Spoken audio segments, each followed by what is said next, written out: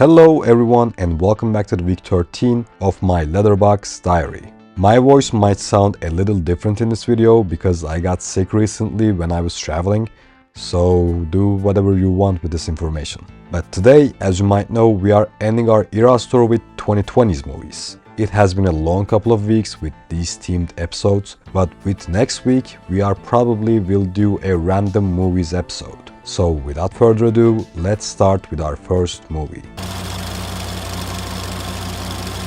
Have you ever watched 90s Spider-Man the animated series?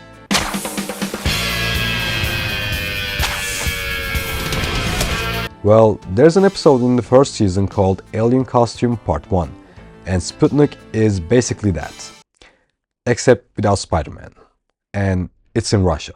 The film's VFX was amazing, the budget and the craftsmanship they used for the alien in the film was well spent throughout. The acting seemed fine too. I don't understand Russian, but I guess the line delivery was okay. The story, even though was alright, I felt like it didn't pull me in like it was supposed to. Because for a concept like this, I feel like I will be much more intrigued, but I find myself with lack of enthusiasm instead. The film also has this subplot with the astronaut's son, and the way everything concluded in that subplot was a bit confusing to me. I don't know if my subtitles weren't translated correctly or not, but I had to go to Reddit to fully understand what the hell was happening. Overall, it was a fine sci-fi monster horror movie, and I'm glad there are these kind of movies in the world without being under the Hollywood umbrella. It is definitely an underrated project and you should check it out if you like this kind of movies. Okay, now I don't know jack shit about tennis and I don't really care about it, but Challengers was really fun. The performances were amazing, the three leads in the film definitely have a fantastic chemistry. This also makes their love triangle intriguing and really fun to watch. Also, Art Donaldson and Patrick Swayze had insane sexual tension with each other. But it's clear that all three of them are just fucking assholes. When I was watching this film, automatically I was trying to pick sides, like who I think is in the right, but none of them are. It sounds bad in the hindsight, but adds a great fuel for the general rivalry theme in the film. Also, the aging was phenomenal. Every character's earlier and present self had a lot of differences. It almost felt like they shot those parts of the film several years ago. As we are on this topic, the constant flashbacks works really well here. It really helped to build the story's integrity. The cinematography and the usage of score was amazing. Even a normal conversation sometimes felt like a tennis match, with back and forward answers and with fast camera pans. The heavy synths in the score at first might sound a little strange because we are used to them in more sci-fi themed movies, but here it really adds a different intensity and authenticity. POV shots in the end were super cool too. Using the tennis ball as the camera and all that was so fun to watch. And in the final scenes, where the story keeps on being told without having any dialogue, but just glances between three characters and general motion, was chef's kiss. The ending wasn't something that I was expecting. I was waiting for a more concrete conclusion, but when you think more about it, it gets more understandable, so I wasn't really upset. To be honest, I was expecting more from Speak No Evil. The film tries to capture a similar vibe to Get Out, but it is more annoying with it. What carries cottagecore Get Out is the insane acting of James McAvoy. His character's behavior is intense, and from the very start of the film, you see the foreshadowings of what he's really like. The main protagonists, the Dalton family, are impressively naive and annoying to follow. Like, why would you go to the deserted house of this random family that you hang out with on a vacation? I don't know a single person who trusts people this easily. The general stupidity of some of their acts are baffling to me, like just leave. Why did you even come here in the first place? Oh, and around the midpoint, they do try to leave.